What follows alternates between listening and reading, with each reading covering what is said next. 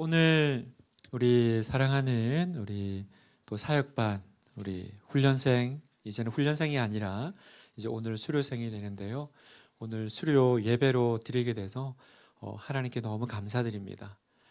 내려와 보니까 아주 이렇게 교회가 까맣네요. 그냥 오늘 옷을 다 이렇게 이제 블랙으로 맞추기로 했나 봐요. 저희는 좀 뭔가 통하는 게 있는 것 같습니다. 어쩐지 오늘 까만 걸 입고 싶더라고요. 네, 저한테 뭘 입는다고 드레스 코드를 말해주지 않았는데 왠지 까만 걸 입고 싶더라고요. 누구는 저한테 물어보십니다. 이렇게 목사님이 다른 색깔도 있나요? 맞습니다. 그렇죠. 저는 밝은 색의 양복이 없습니다. 까만 것 중에 제일 까만 거 골라서 입고 왔습니다. 나중에 사진 찍으면 아주 색깔이 잘 맞을 것 같아서 너무 기쁘고, 그래도 우리 2년 동안 함께 했으니까 그래도 마음이 통하는구나. 아침에 뭐 입을까 이렇게 생각했었는데, 오늘 이제 우리 사역반 우리 집사님들을 또 수료하며 또 우리 함께 축하하러 오신 우리 성도님들하고 무슨 얘기를 마지막으로 나눌까 생각을 하다가 요한계시록의 그 7개의 교회가 생각이 났습니다. 그 중에도 그 두 번째 교회인 버가모 교회 이야기를 오늘 좀 나누면 좋겠다 생각이 들어서 오늘 이 말씀을 마지막으로 우리 훈련생 여러분들께 또 우리 성도님들께 드리고 또 오늘 예배를 진행할 텐데요. 여러분, 요한계시록을 보면 그 7개의 이제 소아시아 지역에 있는 교회가 나오는데, 그 7개 교회는 이제 지금 오늘날의 우리 시대의 교회를 이제 상징하는 교회입니다. 그런데 재밌는 건 그 7개 교회에 대한 말씀이 나오는데, 그 7개 중에 오로지 칭찬만 받은 교회가 있습니다. 뭐 어떤 교회는 칭찬도 받고 꾸중도 듣고, 어떤 교회는 꾸중만 들은 교회도 있고, 그런데 오로지 칭찬받은 두 교회가 있는데 빌라델비아 교회와 그리고 제가 방금 말씀드렸던 버가모 교회입니다. 오늘 이제 그 두 칭찬만 받은 교회 중에 그 한 교회인 이제 버가모 교회 얘기를 좀 하고 싶은데요. 근데 여러분, 이 교회가 칭찬만 받은 것 치고는 교회 상황이 녹록지가 않았습니다. 죄송해요. 버가모 교회가 아니라 서머나 교회입니다. 네. 어머나 서머나 교회입니다. 버가모는 왜 나왔죠? 자, 서머나 교회입니다. 다시 잘라서 이렇게 편집해 주세요. 마지막이니까 잘 이렇게 이해해 주실 거라고 믿습니다. 그 당시 이제 서머나 이 교회가 있던 서머나 지역이요, 그 로마 송령 중에 큰 도시 중에 하나였는데 이 도시가 좀 유명한 게 있습니다. 바로 이제 황제 숭배에 굉장히 협조적이고 적극적인 도시였다라는 거죠. 그러다 보니까 이 서머나 지역 그 분위기상 당연히 그 로마 황제에 대해서 비협조적이고 우리는 하나님이 주님이시다 이렇게 말하는 이 기독교인들이 정말 눈에 가시같이 보였을 겁니다. 그래서 이 서머나 교회 성도들은요, 신앙 때문에 굉장히 많은 환난과 고난을 당한 교회로 기록되어 있습니다. 단지 예수를 믿는다라는 이유 때문에 멀쩡한 가게나 집을 빼앗기기도 하고 하루아침에 그냥 재산을 또 몰수당하기도 하는 일이 비일비재했다고 해요. 이것도 굉장히 어려운데 또 서머나 교회는 또 다른 이제 고난이 하나 있는데, 바로 자기 동족인 유대인들로부터 당하는 비난과 비방이었습니다. 같은 민족입니다. 같은 유대인들인데요. 같은 민족임에도 불구하고 보호해 주는 것이 아니라, 그 당시 이제 로마 송령 식민 시대였으니까 같은 동족끼리 지켜줄 만도 하잖아요. 그런데 오히려 기독교인이라는 이유 때문에 유대인들이 이 기독교인들을 계속 로마 정부에 고발을 하는 겁니다. 잡아가도록 이렇게 내세우는데 앞장섰습니다. 그래서 오늘 우리가 읽은 성경 본문에 보면 자칭 유대인이라 하는 자들의 비방, 이 표현이 나오는데 이게 이제 그 내용이라는 거죠. 자, 서머나 교회가 칭찬만 들었지만 막상 살아가는 건 너무 힘든 거예요. 살아가는 환경은 너무 어렵습니다. 그때 예수님께서 이 서머나 교회에게 두 가지 위로와 명령을 주시는데, 이 위로와 명령을 오늘 여러분들께, 또 특별히 오늘 수료하는 우리 사역훈련생들께 드리고 싶습니다. 먼저 두 가지를 위로해 주세요. 첫 번째 위로가 뭐냐면 내가 다 안다 라고 말씀하신다는 거예요. 내가 다 안다. 9절 상반절을 보니까 내가 네 환난과 궁핍을 알거니와 안다라고 하세요. 예수님께서 먼저 그 서머나 교회 성도들에게 내가 너의 모든 고난의 시간을 안다라는 건 뭐예요? 계속 지켜보고 계셨다라는 거죠. 보지 않고 알 수는 없으니까 주님께서 서머나 교회 성도들이 어떻게 살아가는지를 다 보고 계셨다라는 거예요. 그리고는 뭐라고 말씀하십니까? 내가 다 보았다, 내가 안다라고 하세요. 여러분, 이게 얼마나 위로가 되는 말씀인지 몰라요. 여러분, 우리가 어려울 때, 우리 고난 당할 때 가장 먼저 드는 생각이 그거 아닙니까? 하나님이 과연 내 사정 아실까? 하나님이 과연 내 고통을 아실까? 서머나 교회 교인들이, 성도들이 그랬을 것 같습니다. 그런데 주님이 말씀하신 거예요. 내가 다 안다라고요. 너희들이 당하는 모든 상황과 고통을 내가 다 안다. 제가 가끔 그 장례식장에 우리 성도님들 이제 상이 나서 가면 조금 전까지 아무렇지도 않게 조문객들을 이렇게 또 맞이하고 장례 일정을 잘 치르셨던 우리 성도님이요. 제가 가서 집사님, 제가 왔습니다. 많이 힘드시죠? 그러면 갑자기 그때 눈물을 팡 터뜨리는 분들이 있습니다. 조금 전까지 뭐 씩씩하게 아무렇지도 않게 웃으면서 그렇게 조문객들을 맞이했던 분인데 그냥 막 우시는 거예요. 왜 그럴까요?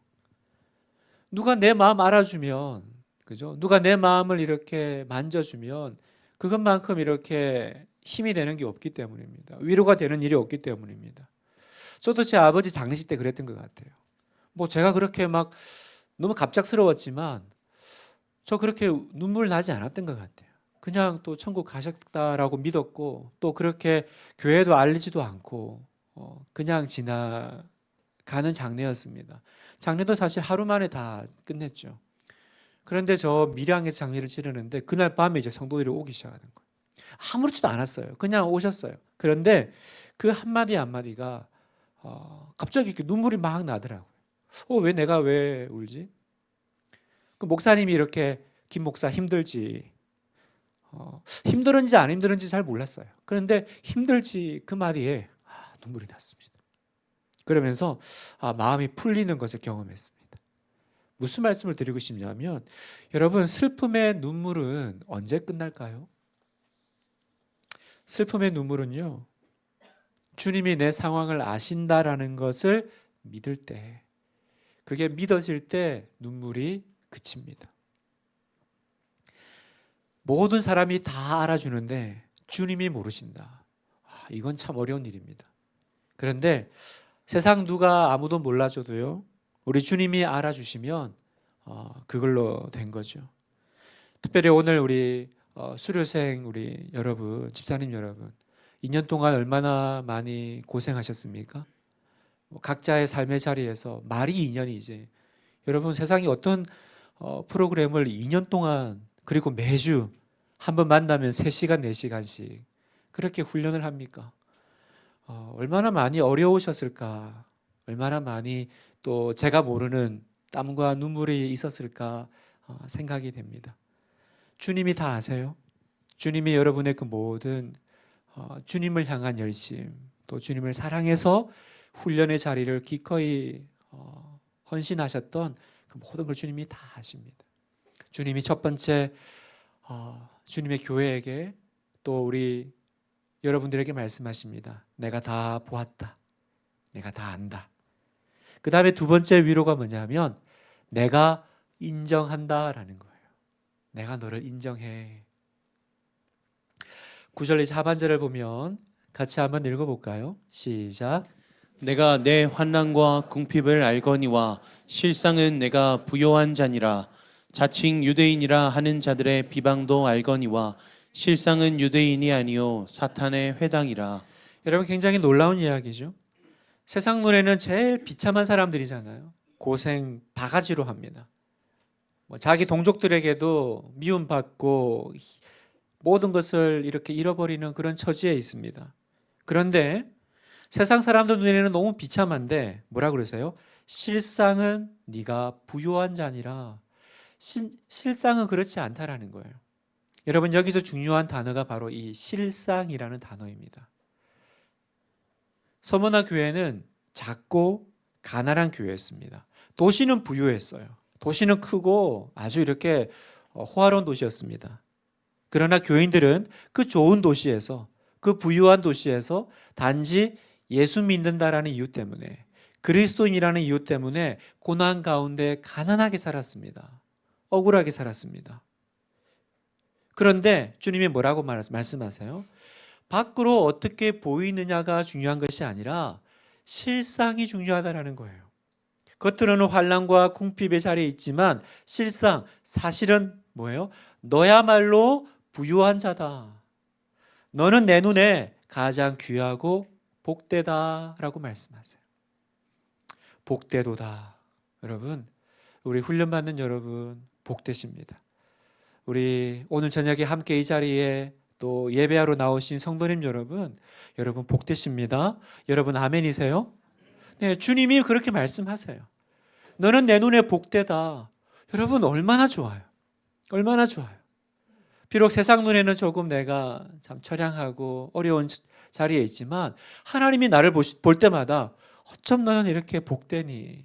참 복되다. 복되다. 주님께서 말씀하십니다.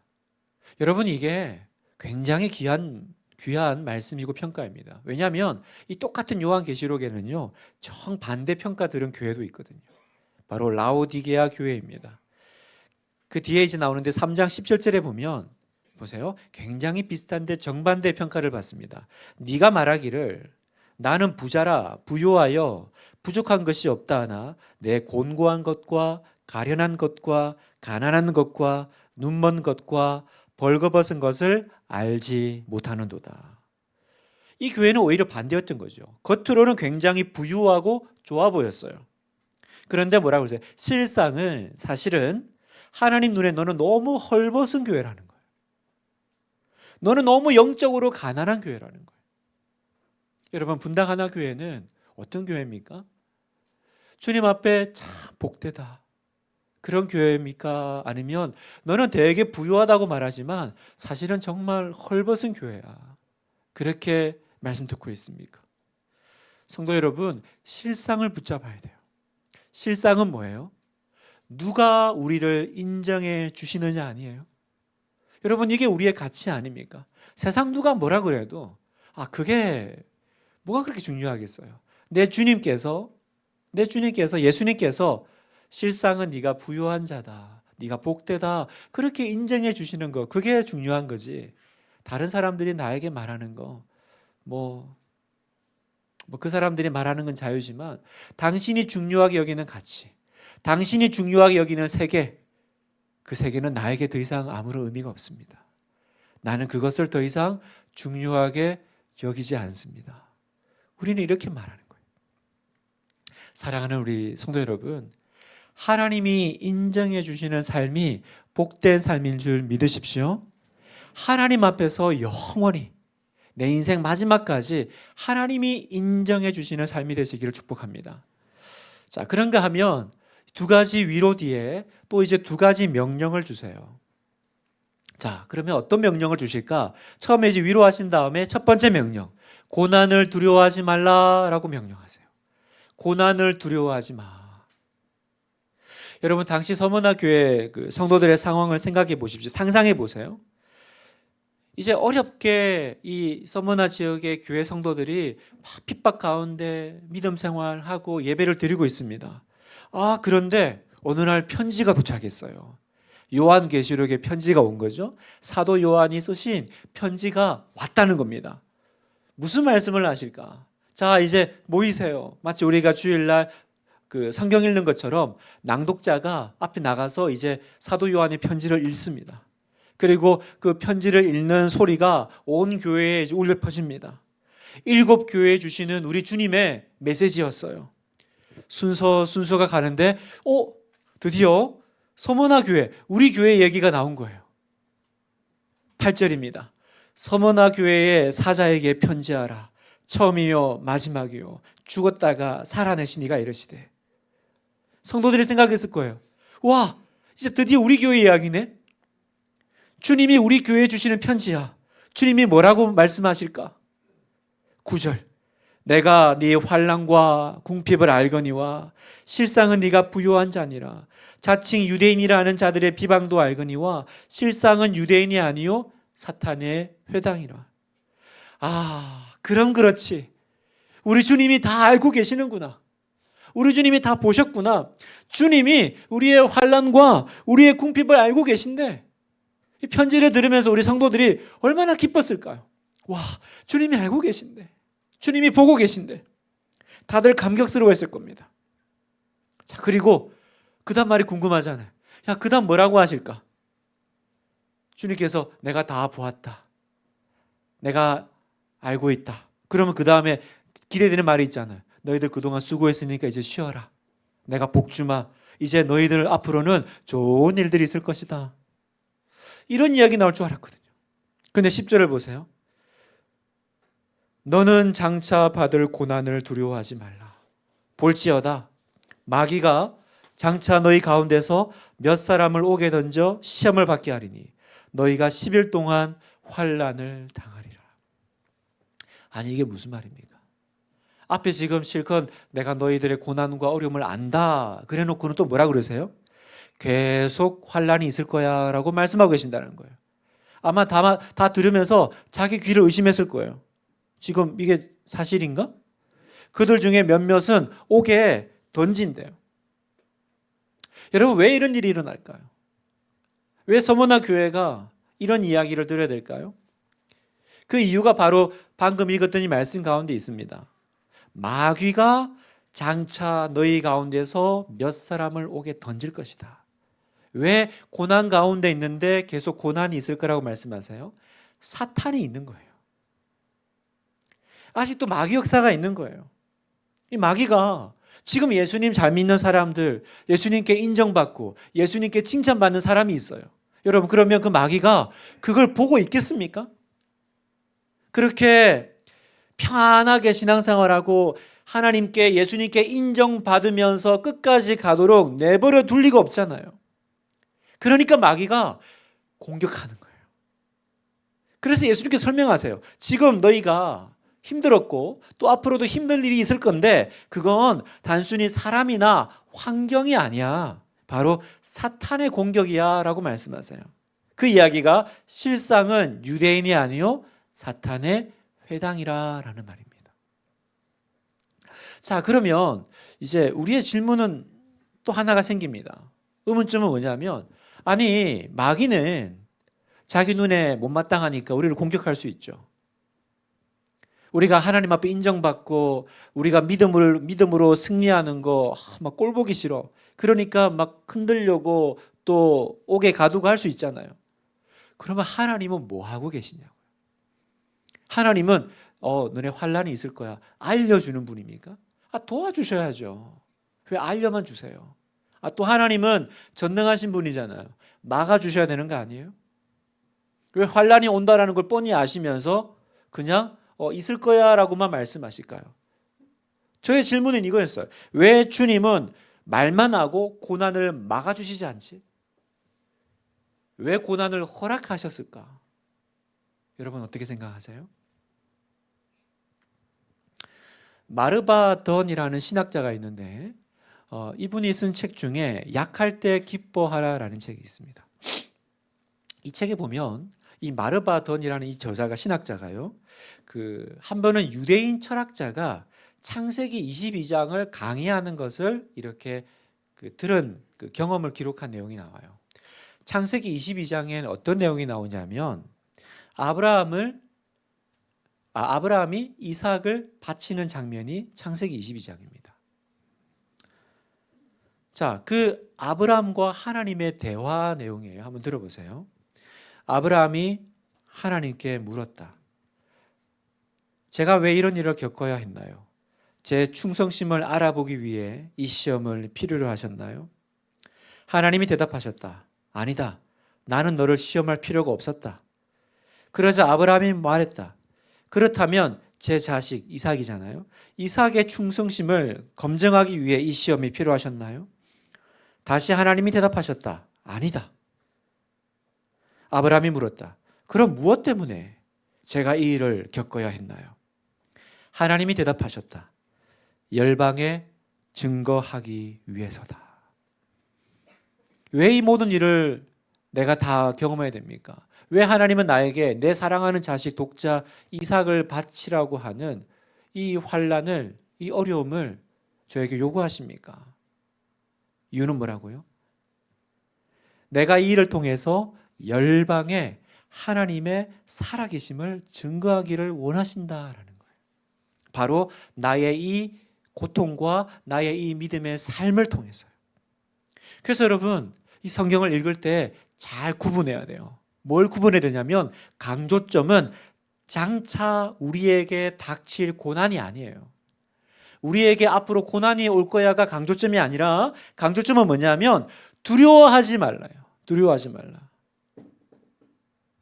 너희에게 장차 올 고난을 두려워하지 말라. 우리는 장차 올 고난에 지금 온갖 시선이 가 있잖아요. 또 어려운 일이 오는구나. 근데 주님의 말씀 뭐예요? 그걸 무서워하지 마. 여러분, 왜 고난이 오는데 우리가 안 무서워해야 되죠? 왜 고난이 오는데 어떻게 우리가 안 무서워할 수 있을까요? 오늘 얘기하셨거든요. 이 일은 하나님의 살아계심을 드러내는 그 목적 때문에 우리가 통과하는 거라고요. 다시 말해서 저와 여러분은 우리가 어떤 삶을 통과하든지 저와 여러분은요, 하나님의 살아계심의 증거가 될 줄 믿습니다. 여러분은 하나님이 분명하게 살아계신다는 것을 열방에, 세상에 안 믿는 사람들에게, 친구들에게 보여주기 위해서 하나님은 우리의 고난을 들어 쓰시기로 결정하셨다는 사실이에요. 그래서 여러분, 고난이 와도 두려워하지 말라라고 말씀하시는 거예요. 왜요? 결말을 알면 두렵지 않으니까. 이게 결말이라면, 여러분, 이게 결말이라면 두려워하지 마십시오. 여러분, 우리가 영화나 드라마를 보면요, 결말을 알면요, 그 영화나 드라마 중간에 뭐 어떤 주인공이 당하는 시련이나 고난이 온다 할지라도 괜찮죠? 여러분, 우리가 스포츠 경기를 볼 때 결말을 알면 중간에 몇 대 몇으로 지든 괜찮죠? 안심할 수 있죠? 여러분, 놀라운 진리입니다. 결말을 알면 두려워하지 않을 수 있어요. 우리의 결말은 뭐라고요? 너의 고난은 나의 살아있음을 증명하는 도구와 증거가 될 거야. 그러니 여러분, 오늘 우리가 당하는 고난이 있을 때 어떻게 해석하고 이해하게 됩니까? 이것은 하나님의 살아계심을 드러내는 놀라운 도구가 될 것을 나는 믿어. 이렇게 고백하시는 여러분 되시기를 축복합니다. 그래서 여러분, 필요한 게 뭐예요? 그때까지 가려면, 그죠? 하나님의 영광을 보려면, 하나님의 영광을 드러내려면 어떻게 됩니까? 끝까지 가야 돼요. 그래서 두 번째 명령이 뭡니까? 죽도록 충성하라예요. 죽도록 충성하라. 이 죽도록 충성하라는 말은 뭐냐면 끝까지 변하지 마라라는 뜻입니다. 자, 10절 하반절을 보면 네가 죽도록 충성하라. 그리하면 내가 생명의 관을 네게 주리라. 우리는 이 죽도록 충성하라는 말을 좀 오해하는 경향이 있습니다. 죽도록 충성하라를 죽으라 충성해라라고 해석을 해요. 그래서 한번 충성하면 죽으라 해야지. 죽으라. 여러분, 여기서 말하는 죽도록 충성하라는 것은 죽어라 그냥 충성만 하다 끝내라는 것이 아니에요. 그 영어 성경 NIV를 보면 이 충성이라는 단어를 쓰는 그 영어 단어가 faithful입니다. Be faithful. 여러분, faithful의 단어 뜻이 뭡니까? 신실한이라는 거죠. 변하지 않는. 그건 무슨 말일까요? 죽도록 충성하라는 이 말은 뭡니까? 너는 마지막까지 버텨야 돼, 이 얘기예요. 왜요? 우리의 이야기는 끝에 방점이 있으니까. 주님의 간절한 명령이자 당부가 뭡니까? 너는 끝까지 변하지 말아다오. 언제까지요? 마지막 숨을 거두는 그 죽음의 순간까지. 여러분, 앞에서 얘기했듯이 그 소아시아 요한계시록 7교회 중에 책망받지 않고 칭찬만 받은 교회는 서머나와 필라델피아 교회 두 곳밖에 없는데요. 가만 보면 서머나 교회가 뭘 대단한 일을 한 게 없어요. 뭐 했냐면 그저 환난과 궁핍을 견디고 끝까지 예수님 믿은 것밖에 없어요. 그런데 성경은 뭐라고 말씀하세요? 끝까지 변하지 않은 것, 그걸로 충분하다라는 것입니다. 제가 좋아하는 찬양이 있습니다. 오직 믿음으로라는 찬양이에요. 제목은 잘 모르지만 가사를 들으면 바로 아실 겁니다. 세상 흔들리고 사람들 주를 떠나도 나는 주를 섬기리. 주님의 사랑은 영원히 변하지 않네. 나는 주를 신뢰해. 오직 믿음으로 내가 살리라. 오직 믿음으로 내가 살리라. 오직 의인은 믿음으로 살리라. 여러분, 이 믿음이 뭘까요? 내가 오직 믿음으로 살리라 했을 때 이 믿음이 뭘까? 세상 흔들리고 사람들 주를 떠나도 나는 주를 섬기리. 이 믿음이 너는 끝까지 변하지 말아다오. 그것이 우리 주님의 부탁입니다. 왜요? 그러면 내가 너의 삶을 통해 영광 받을 거니까.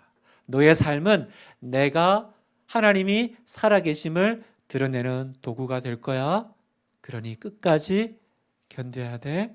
끝까지 변하지 말아야 돼.